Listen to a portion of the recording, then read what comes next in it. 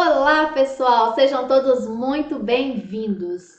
Nessa aula a gente vai finalizar o PET 6, semana 4, e nosso assunto é pressões parciais.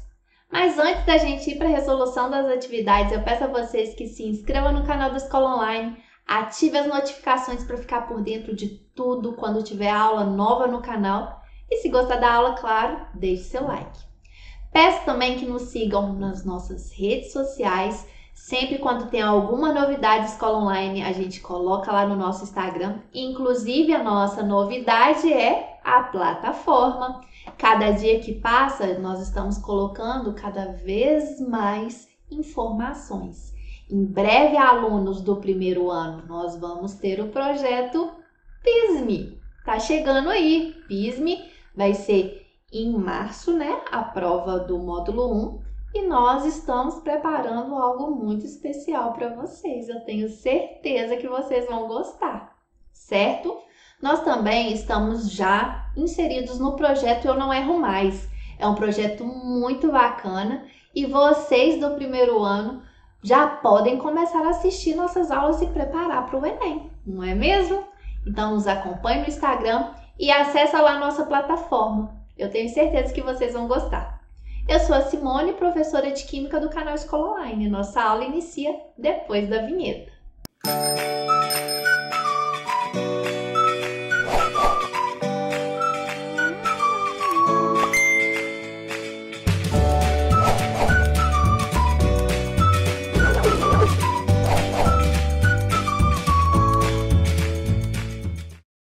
Bom, pessoal, antes da gente ir para as atividades, é muito importante a gente ter essa fundamentação teórica aqui sobre mistura de gases, ok?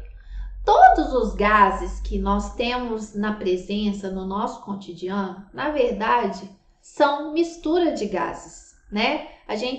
Quase todos os gases que nós temos contato, eles não são gases puros, não são gases isolados. Por exemplo, o exemplo melhor que a gente tem aqui para falar é nosso ar atmosférico, o ar que respiramos, né?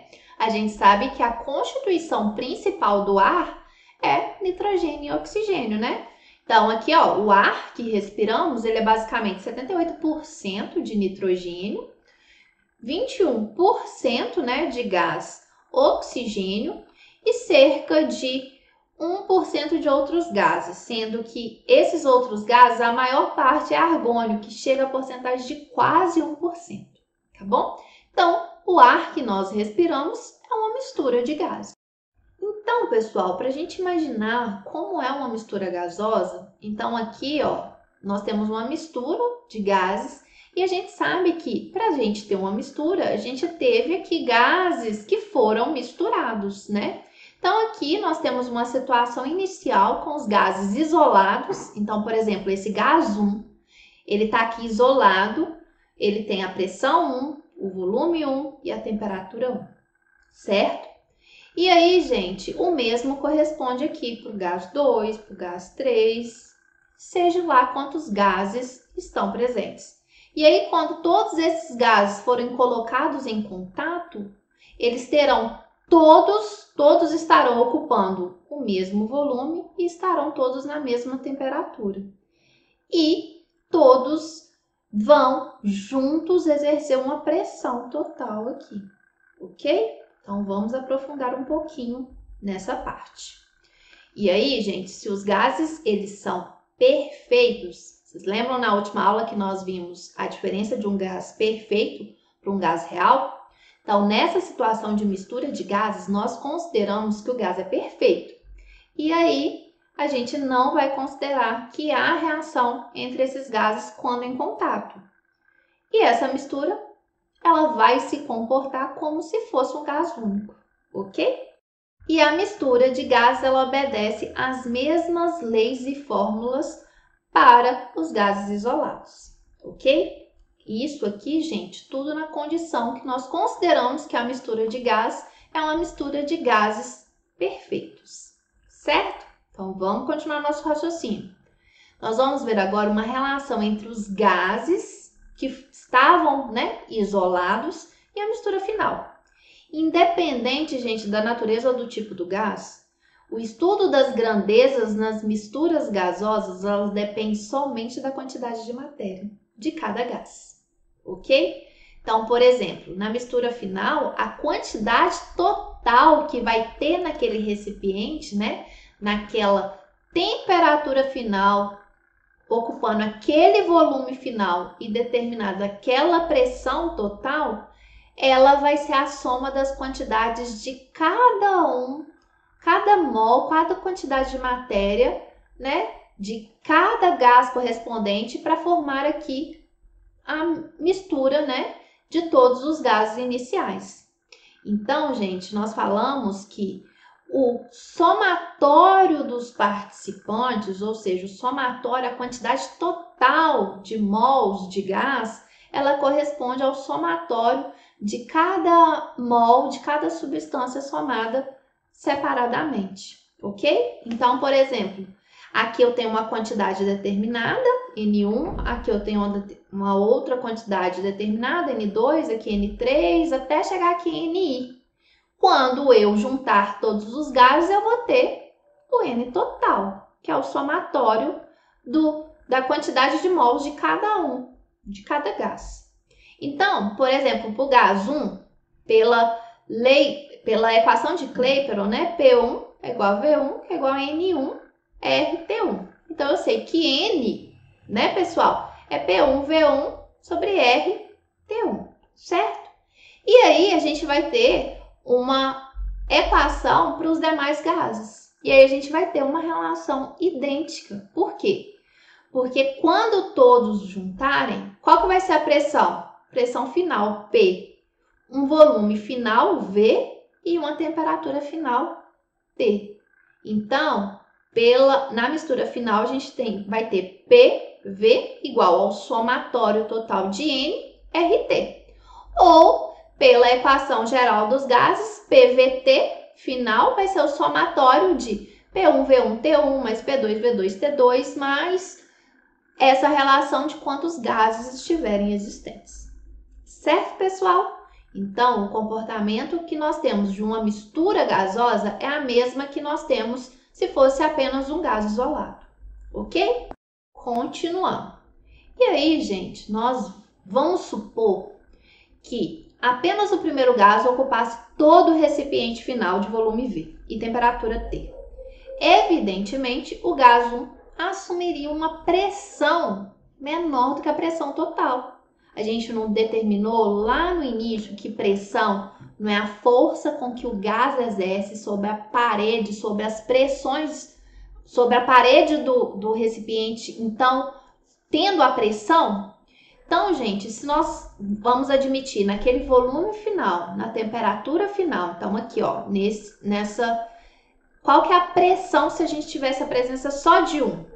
Vai ser a pressão parcial de 1, né? Vai ser uma pressão inferior. É o que nós chamamos de pressão parcial do gás 1. Então, disso resulta a seguinte definição. Em uma mistura gasosa, a pressão parcial de um gás, ou seja, a pressão com que o gás 1 exerce, a pressão parcial do gás 2, a pressão parcial do gás 3, o somatório dessas pressões parciais, né, vai ser a pressão total, né? Em uma mistura gasosa, a pressão parcial de um gás é a pressão que esse gás exerceria se estivesse sozinho, ocupando o volume total da mistura e na mesma temperatura em que a mistura se comporta. E daí nós chegamos na lei de Dalton. Dalton, para a mistura gasosa, ele diz que a pressão total de uma mistura gasosa é a soma das pressões parciais de todos os gases correspondentes na mistura. Então, a gente tem que pressão total vai ser o somatório das pressões parciais. Lembrando, pessoal, que quando a gente está referindo a pressão parcial, é P minúsculo. A pressão total é P maiúsculo, tá bom? É só uma regra de nomenclatura mesmo, para a gente conseguir definir pressão total de pressão parcial, ok? E aí, gente, em função do estudo das pressões parciais definida por Dalton, tem algumas situações do nosso dia a dia que podem ser, então, explicadas por essa situação. Então, o estudo das pressões parciais que os gases presentes no ar em outras misturas exercem, causando a pressão total da mistura, explica por que jogadores brasileiros vão para lugares de maior altitude, né? E eles sentem dificuldade para se adaptarem à pressão atmosférica. Por quê? Então, gente, vamos considerar aqui que o jogador é da cidade do Rio de Janeiro, que é uma cidade litoral. Então, a pressão lá no local onde ele está é a pressão ao nível do mar, que é a pressão atmosférica de 1 atm. Vamos considerar a cidade de La Paz. Lá, gente, a pressão atmosférica é de 0,65 atm.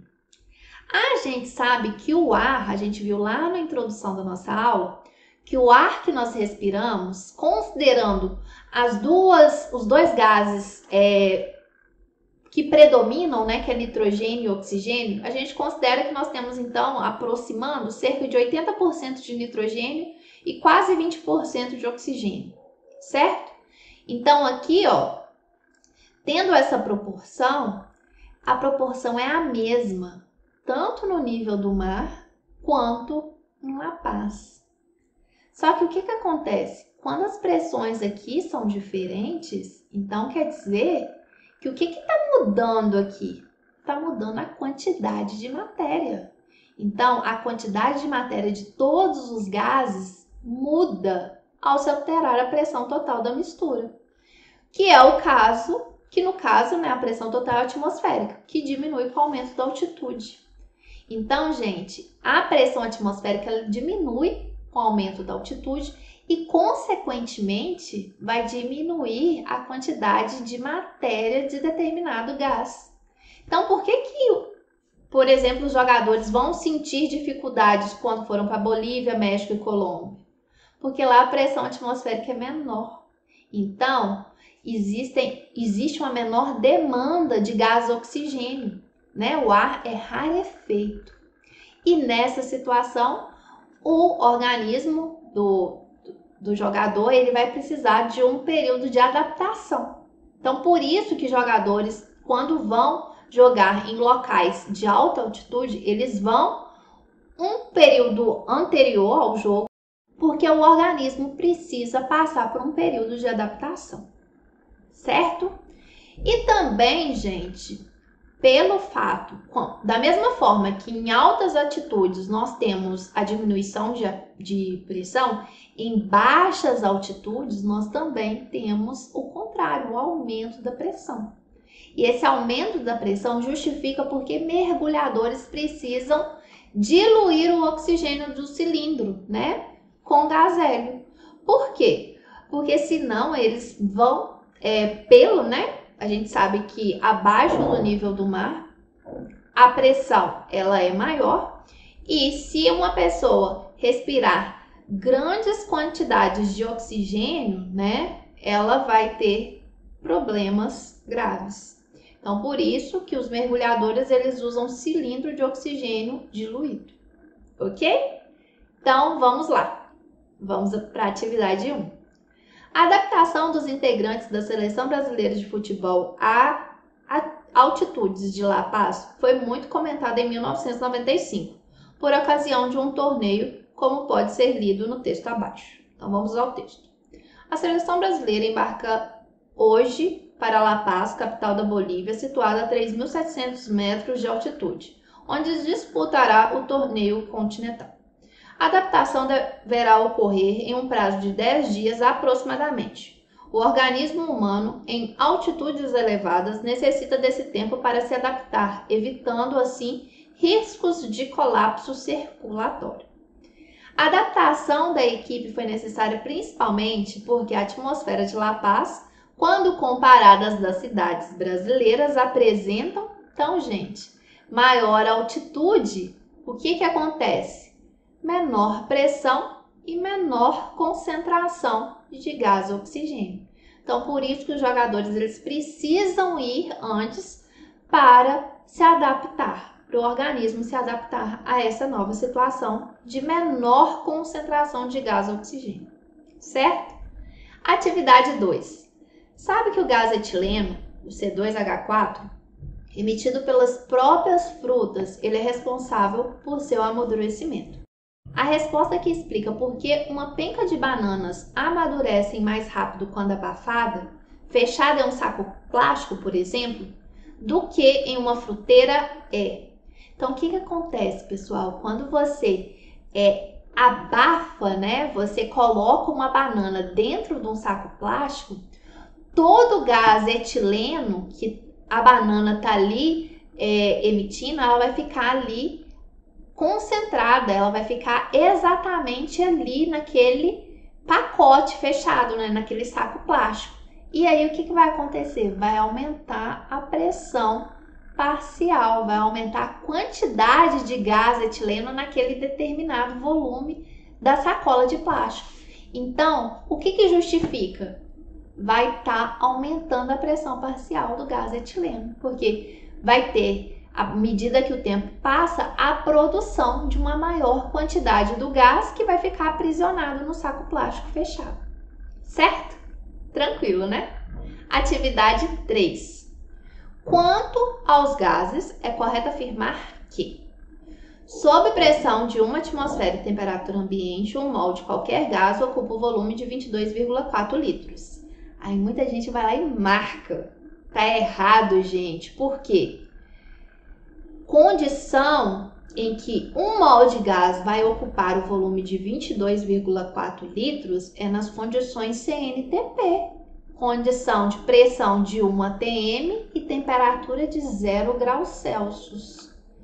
Temperatura ambiente, quando a gente fala assim, é considerando temperatura de 25 graus Celsius, tá bom? Então tá errado, por isso aqui, ó, temperatura ambiente. Letra B. A equação de estado que relaciona volume, temperatura, pressão e massa de um gás é chamada de equação de Clapeyron. Sim, nós vimos isso na aula passada. Isso está correto. Nas transformações isométricas, ou também chamadas de isovolumétricas, o volume varia. Não, o volume é constante. Enquanto a temperatura e pressão permanecem constantes. Não. É o contrário. Volume constante, temperatura e pressão que variam. Certo? A 1 atm, 760 milímetros de mercúrio e 273 Kelvin. Então, isso aqui, ó, condição CNTP. O volume de um gás depende de sua posição na tabela periódica. Gente. Um mol de qualquer gás vai ocupar 22,4 litros nas condições CNTP. Certo? Então, atividade 3, resposta correta, letra B. Vamos à atividade 4. Numa área de praia, a brisa marítima é uma consequência da diferença no tempo de aquecimento do solo e da água, apesar de ambos estarem submetidos às mesmas condições de irradiação solar. No local, solo, que se aquece mais rapidamente, o ar fica mais quente e sobe, deixando uma área de baixa pressão, provocando então um deslocamento do ar da superfície que está mais fria, que é o mar. À noite ocorre o processo inverso, né? Ao que se verifica durante o dia. Então, gente, durante o dia, aqui, ó, o que falou no enunciado? A terra, né, a areia, ela aquece mais rápido, né? E aí, o ar atmosférico, ele vai aquecido, vai subir, e aí vai vir a brisa do mar para areia, certo? À noite ocorre o contrário, por quê? Porque a água, ela tem um calor específico maior. Do mesmo jeito que ela demora para aquecer, ela também demora para resfriar. Então, à noite é o contrário. A água está quente, então ela vai transferir energia, calor aqui para esse ar atmosférico e aí vai subir. E aqui a brisa terrestre, ela vai no sentido contrário, ok? Então, como a água leva mais tempo para esquentar de dia, mas também leva mais tempo para esfriar à noite, o fenômeno noturno, que é a brisa terrestre, então esse fenômeno aqui, ele pode ser explicado da seguinte maneira. O ar que está sobre a água se aquece mais, ao subir, deixa uma área de baixa pressão, causando deslocamento de ar do continente para o mar. Exatamente isso que acontece, gente. Então, o ar que está aqui sobre a água, ele aquece e sobe, deixando aqui uma área de baixa pressão, onde causa o deslocamento do ar do continente, né, da areia para a água. Então, essa é a resposta correta, letra A. Vamos ver o que tem de errado nas demais. O ar mais quente desce. Não, gente. O ar quente, ele se eleva. Então, vamos já para C. O ar que está sobre o mar se esfria? Não, ele se aquece, por isso que ele sobe, formando ali a área de baixa pressão. D. O ar que está sobre a água se esfria? Não. O ar sobre o solo mais quente, isso seria aqui na situação durante o dia, né? Ele é deslocado para o mar. Não. Não, não, não. Então, única resposta que encaixa a letra A. Tranquilo? Atividade 5, para a gente fechar nosso PET 6. Um cilindro com dilatação térmica desprezível possui volume de 25 litros. Nele estavam contidos um gás sob pressão de 4 atm e temperatura de 227 graus Celsius. Uma válvula de controle do gás do cilindro foi aberta até que a pressão do cilindro fosse de 1 atm. Verificou-se que, nessa situação, a temperatura do gás do cilindro era a ambiente, igual a 27 graus Celsius. Considere que a temperatura de 0 graus Celsius corresponde a 273 Kelvin. Assinale a alternativa que apresenta o volume de gás que escapou do cilindro em litros. Então, gente, nós temos aqui uma condição inicial e uma condição final. Na condição inicial é quando nós temos aqui, né, a pressão de 4 atm, um volume de 25 litros e a temperatura de 227 graus Celsius. A condição final é quando nós temos uma pressão de 1 atm, o volume nós estamos querendo descobrir, né, com a temperatura de 25 graus Celsius. Lembrando, toda vez que a gente está trabalhando aqui com transformações gasosas, nós temos que utilizar a temperatura em Kelvin. Então, transformando aqui a temperatura e a temperatura 1 em A2, nós temos aqui 500 Kelvin e 300 Kelvin. Então, condição inicial, ela tem que ser igual à condição final. P1V1 igual a P1V1 sobre T1 igual a P2V2 sobre T2, certo? Então, aqui nós não temos nenhuma condição constante. Então, vamos lá, substituir aqui os valores, né, da condição inicial e da condição final.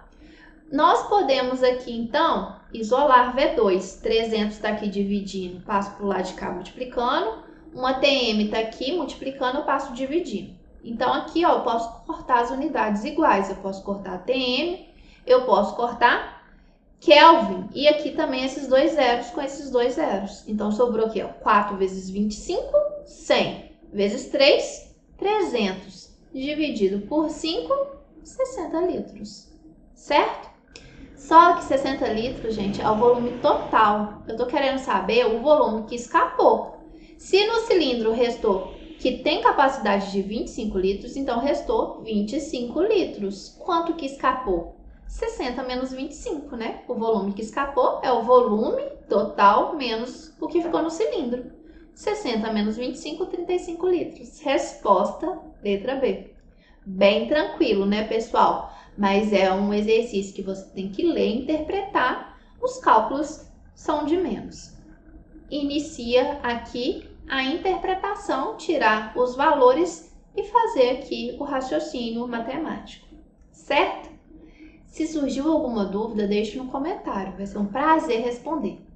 Eu aguardo vocês no PET 7. Se gostou da aula, deixa o like aí.